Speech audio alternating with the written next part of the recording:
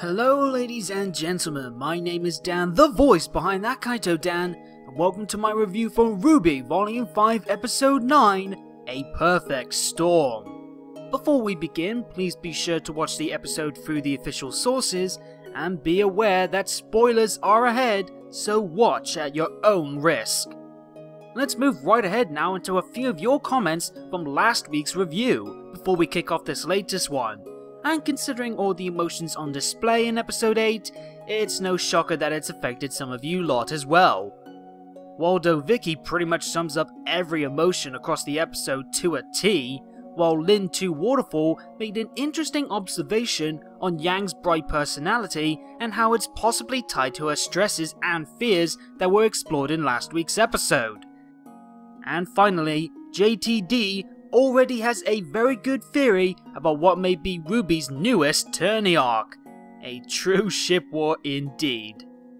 As ever, please be sure to leave your thoughts on this latest episode in the comments down below, and tune in next time to see if they appear in the next viewer comments segment. So after a major bombshell, some foreboding dread, and plenty of highs and lows for some of our favourite characters, last week provided us with, in my opinion, one of the best episodes in the entire series. So that does raise the bar quite high for episode 9 to try and equal it, if not surpass it. Did this latest episode do just that? Or was it all wind and bluster? Let's find out.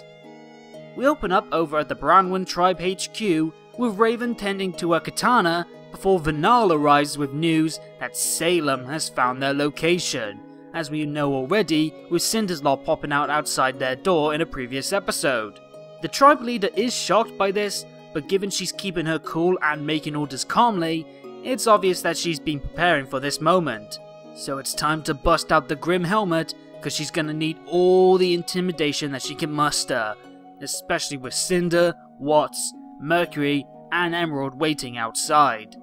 After Raven shows off her commanding aura with chewing out her tribe for letting in so many uninvited guests, Cinder does the same with some of her classic charming cockiness, and the firepower to back it up, setting the tone of this little meeting already at a very high intense level, with the two ladies trying to intimidate each other. Raven also made the order for her tribe to begin packing up and moving. Makes sense, I guess, no point sticking around if one of their biggest threats knows where they are. So even if what Watts is saying is true, that they won't get away easily from Salem's Eye, it's better than sticking around. Raven is at the very least somewhat aware of the four in front of her, enough to irk the Merc with not believing him to be someone to fear, which did put a smile on my face. But before Mercury seems to try and bring up his history over Yang to back his case up, Cinder hushes him up so she can properly introduce herself alongside the Doctor and her two disciples. Keep in mind folks, Salem did say it would be useful to have Raven and her bandits on their side if possible, so ruffling Raven's feathers early on isn't the best move if they try to complete their mission without getting their hands dirty. The introductions do lead to some interesting tidbits, mind you, one of them being that Raven calls Watts a disgraced Atlesian scientist. So this confirms the theory that Watts, being the tech-savvy gentleman that he is indeed from the technological capital of Remnant, though the disgraced quote obviously means something went down in the past that even in a stained kingdom like Atlas can earn the Doctor such a negative title. Right away, my mind went towards Penny and her creator. While I'm not saying Arthur played any part in Penny's creation, he could have had some history with the man behind the ginger robot, perhaps in a Dr. Wily and Dr. Light kind of way. It's that, or something akin perhaps to Dr. Merlot, the equally disgraced scientist that was the villain of RWBY Grim Eclipse. It at least gives some idea as to why Watts is on the bad guy's side, if he perhaps has a grudge against those who vilified him before Salem gave him an opportunity to continue his work under her command. The other interesting topic is Raven saying that Cinder, being the Fall Maiden, in tandem with her last name being Fall, is so appropriate that it's almost like she picked that name herself. Cinder doesn't disprove the comment, even if it was meant more as an ironic insult, which does make me wonder if that is the case. that Cinder chose her last name to be Fall to fit her future accomplishment of being the Fall Maiden. Her origin, Cinderella, did of course go famously under a different persona herself at one point, so it could be a cool connection to make, and we do know Cinder craves strength and was promised the Fall Maiden's power by Salem, so she could have changed her last name as a sort of reminder to herself of her target goal, a promise if you will, to gain that title and power. It is a common trope in media to change something about yourself, be it your name or your looks, to help you drive forward towards a change. See the symbolic cutting of hair as one example. So it wouldn't be that strange a concept to see make its appearance here, and it would support Raven's claims of Cinder being that obsessively egotistical. The question I then gotta ask is, what was Cinder's last name beforehand then? Could it be something that will have a deeper meaning in the future, or just nothing at all? This is all speculation mind you, but I wouldn't be shocked if that line wasn't just a throwaway comment. Also, did anyone else think of Oobleck when Watts said that he was also a doctor? A cute little callback if that was intentional. Anyway, back on track. With the women still cutting their words sharp on each other, Cinder demands that Raven bring out the Spring Maiden, now that Salem has need of her. And of course, Cinder offers the easy way or the hard way. This is the first time in a while where we've seen that classic fire, no pun intended, in Cinder's personality that made her such a confident, imposing, and entertaining villain during the early volumes, and it's a welcome sight. She obviously had her confidence broken after her injuries, but her time on the bench did let us explore her wounded pride, her fierce drive, and even some more quiet sides as the right-hand woman to her leader. It helps me see that side of Cinder that we've known for so long as less of what Cinder actually is like, and more akin to a persona that she portrays during moments like these, when she wants to come off as strong and dangerous. And I welcome that new approach. Not only does this mean that we can get more out of Jessica Negri than just her sultry, scheming tone, but it also makes Cinder that much more interesting as a character. I wish to know even more about what drives her desire for power, and hopefully those answers, and more on who Cinder really is, will be explored in due time. Vernal is then brought into the discussion, and Cinder wants a demonstration to make sure that she is the real deal, leading to a pretty awesome, though slightly teasing example of Vernal's magical might, with the sudden strong winds and dark skies forming, backed by some wicked choir chanting as well for some added flair. It's notable as well that Cinder remains focused on Vernal's showcase of power while the others were caught up in the weather. Once again, that's Cinder's lust for strength seeping right through. She'll do anything to gain mastery of her powers, just like Vernal seems to have. Remember that Vernal is a maiden veteran compared to Cinder, having experience using her powers under Raven's guidance for about a decade now, whereas Cinder's barely had half that time with her own magic. Another reason as well as to why Cinder's lot would like to avoid a fight if they can, despite their numbers advantage. Merc and Emerald couldn't handle the less experienced maiden Amber in a 3-on-1 fight. One seems to be more of a talker than a fighter, and again, Cinder's not had a proper fight with her new powers since her wounds. Instead, the four are here to extend a olive branch of sorts between the two sides. Salem wants the Relic of Knowledge that's kept in Haven Academy, so they need Vernal to reach it. And if Raven allows for this to happen, Salem will, apparently, forgive any past actions that Raven's made against the Wicked Witch, and her tribe would be left alone as a result. They even reveal how easy it will be to get the relic thanks to Lionheart being wrapped around Salem's finger. But Raven, despite also having betrayed Ozpin herself, won't be following Leo as an aide to Salem, nor will she help Ozpin herself. She just wants to avoid being caught up in the mess altogether, despite the fact that she's kinda placed herself into the situation already, by keeping Vernal, a seasonal maiden, in her numbers, and away from Ozpin or Salem. Bit of a gamble that, and it doesn't seem to have paid off. Still, the offer is there on the table. Just allow Salem to get the relic, and she can be left off the battlefield once again, even keeping Vanal as a secret among the bandits. It's a tough call to make for Raven, even after doing her best to try and run away from this major conflict for so long. And it doesn't help that she's not given much time to think, since the attack on Haven Academy is apparently 2 days away.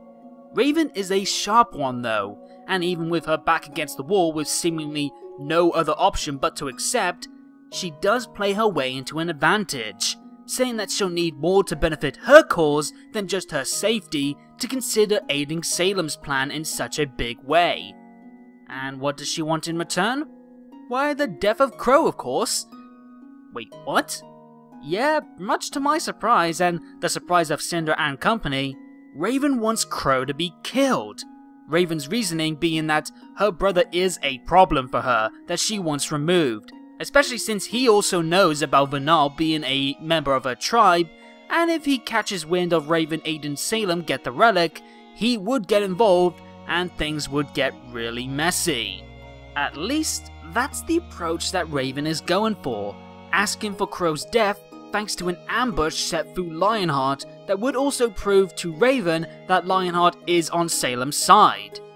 I'll go more into this later on, but suffice to say, Raven's got herself an angle at last in this conversation, and it seems to be working in her favour, given Cinder's slowly growing smile the more that she hears about Raven's demands, and the Four Maiden openly voices her approval. I imagine she would be happy to see someone who got in her way in the past meet his end in such a deliciously twisted way as well, thanks to his own sister. But Watts isn't so hot to the idea. To him, there's no real reason to muddy their plans any further with any other objective other than getting the relic. All they need right now is to get Spring's aid, and then thanks to Leo being in Salem's pocket, they can just walk into the school, grab the relic, and get out clean as a whistle without anyone being aware. A fight with Crow, plus Ruby, the other students, and unknowingly to the villains, Ozpin, runs the risk of resistance coming in during the midst of the mayhem, which could mean a failed attack on the school by the White Fang, and as a result, no relic, and one pissed off group of faunus who don't get the Academy's destruction as promised. But it's too late. Cinder's already hooked on the idea of killing 2 birds with 1 stone, so she offers a compromise. Spring the ambush on Crow and the students at the same time as Adam, Hazel and the White Fang arrive to attack the school. That way they can take out their enemies and collect the relic, while any backlash from the fight will be swept up in the kingdom's destruction, seen as a result of the White Fang attack and not Salem's lot, and they'll be kept still in the shadows. It's a promising scheme that would seem to benefit both parties, but before Cinder can shake Raven's hand to seal the deal, Watts cuts her off. Yeah, I'm thinking the same thing that he is right now. Cinder's personal vendetta against RWBY after their last encounter is a problem that's influencing Cinder into agreeing with the plan. She wants payback so badly despite the risk that Raven's idea has to her mistress's plans, and Watts doesn't want any failures or complications should Cinder's emotions botch their plan that could lead to the blame being put on him. These two already have a long established sour partnership, but this is the first time that we've seen a big kink in the armor of the bad guys, with these two combustible elements butting heads. This, plus Adam really testing the strength of the working relationship that he has with Salem, is showing that the villains won't be invincible or free from issues within their own group, despite having the majority of the success lately, and I'm all for it. They're still the dominant side in this fight right now, but they're not a perfect group. Anyway, despite Watts' opinion on the matter, Cinder gets literally heated with the Doctor. She's not the wounded maiden from before that couldn't counter Watts' teasing and cutting comments. She's got her fire back and the power to make Watts think twice about getting on her bad side. Now the deal looks to be done, Cinder says that Watts can go back to his machines, so I guess he'll be too busy working on Tyrion's tail upgrade to aid in the ambush. As for Cinder, in her eyes, she's still succeeding her mission, and Salem will approve of Crow being finally snuffed out. So in the end, the two do shake hands, and agreement seems to be met, meaning some very bad things for Crow and the others. And speaking of bad things, we're back at the Belladonna household in Menagerie with the White Fangs still attacking. Though this time, Gira is in full-on beast mode, tearing through anyone in his way. But I think his rage is making him fight sloppy, as the chieftain takes a big hit from Corsac. By the way, the brothers have actually swapped their weapons around from last episode. In episode 8, Corsac had the White Wind Dust Dagger, while Fennec had the Red Fire Dust Dagger. This time though, it's the other way around. Not sure if that's a continuity error or they just actually share the daggers instead of sticking to only one. But that's just something that I caught on a second watch. Anyway, Gira is getting pinned down, and with his aura defenses broken from that fireball, he's in a very bad spot. Thankfully, Sun barges in just in time to stop a sneaky gunner from taking a pot shot, and as well buy some time for Blake to swoop in and trap the brothers' daggers in a returning ice clone. It's 3-on-2, and the brothers are pinned down. But instead of focusing on taking the Albanes out for good, Gira wants Blake to head off and find Carly, while Sun stays with him, despite the big window of opportunity that they have right now. I mean, okay, this would be a good chance for the Monkey Boy to earn some respect in Gira's eyes, and Carly is still in danger. It's doubtful that she's actually a fighter unlike Gira, meaning that she can only last so long before things go south. So I guess it makes sense to split up and go search for her. I just wish they didn't waste their time that they had staring them in the face to take out the two biggest threats that they could right now, while they couldn't defend themselves. Begrudgingly, Blake does head out to search for her mom, just as the Foxes break free to take on Sun and Gira. But we leave this fight to return to Raven, who's stressing out and mulling over everything that just went down. Vinal appears again, having followed Cinder's group to a ship that is nearby that they'll likely be staying at until the attack. And the Spring Maiden does also voice her concern over if they can really trust that Salem's lot will leave them alone after everything's done in Haven. Thankfully, Raven is smart enough to realize that they'll likely never be left alone now. The moment the opening is there after their usefulness is worn out, Salem wouldn't hesitate in having Cinder's group take them out of the picture for good. Another chess piece on the board, sacrificed for the sake of victory. But either way, Raven is now knee-deep in this conflict. She'll need a new plan now to protect herself and her tribe, and her best bet is getting the relic before Cinder. Raven will use the hullabaloo of the fight with Crow and the students to sneak away with Vinal to grab the relic, then get out of Dodge and get to a new location, while they're kept busy. What we got now is a triple threat bout over the relic, and the small matter of the White Fang as well. So basically, Haven is in some deep shiitake mushrooms right now. Raven is willing to go with this plan, despite the fact that Yang will be in the middle of that chaos. Though Raven brushes off Vinal's query on that topic, saying that Yang made her choice, so she doesn't care. Yeah, you keep telling yourself that, Raven. I get the feeling you do have some concern, even if you don't want to admit it. In the end, despite her best efforts to try and avoid picking a side in this war between Ozpin and Salem, Raven's found herself caught in the middle, and things won't get easier for the bandit leader and her tribe moving forward, which might explain what happens next as Raven goes into her bird form and teleports away, showing that she can use her semblance as a bird as well. Her destination? Where Crow and the others are at, the man in question possibly catching on that Raven's close by before being called away by Ozpin for what is likely brainstorming their next move. And that's all from that scene. Yep. Okay, before I move on, I kinda don't like this scene. Part of me wishes it was left for the next episode to let us have at least a week to simmer on the idea of Raven wanting Crow dead legit. But now that she's popping up in the city, it hints that she'll be warning her brother about the attack and about Leah being a Salem pawn, while also setting up both sides to come to blows long enough to allow Raven enough time to grab the relic and get out of there while the fighting's going on. It's a sly move that at least brought Raven some time to think about what's best for her side, but while I can accept that what we got with Raven's scheming was still okay, I just wish we could savor that tension just a bit longer. My other issue lies with the Crow segment.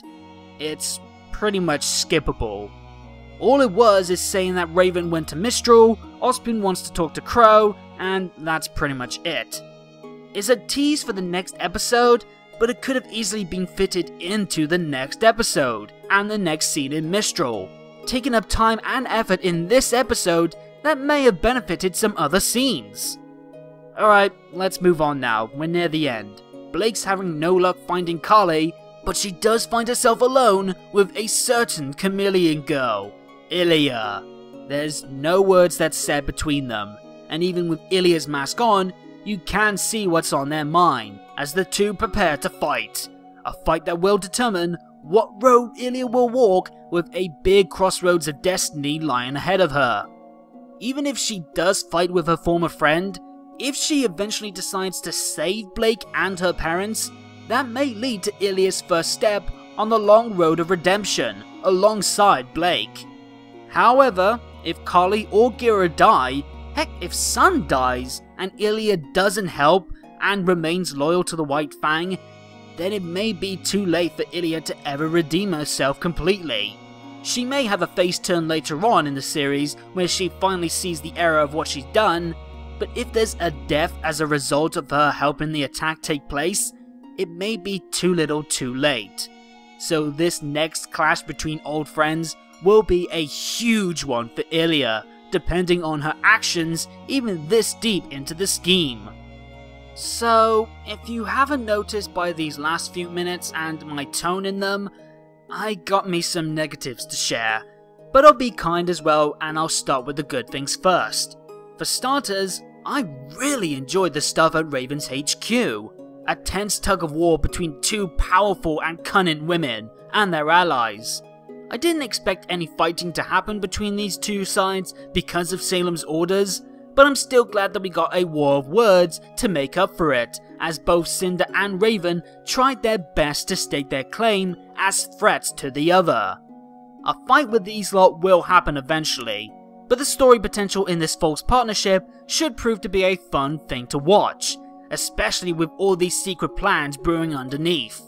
Raven being a third wheel in the major conflict is a fascinating element to the conflict, and for our first taste of Raven trying to hold her ground against Salem's forces, it was entertaining, aided by some excellent twists and verbal body blows, showing that even with Salem looming overhead, Raven won't bend to anyone's intimidation without defiance.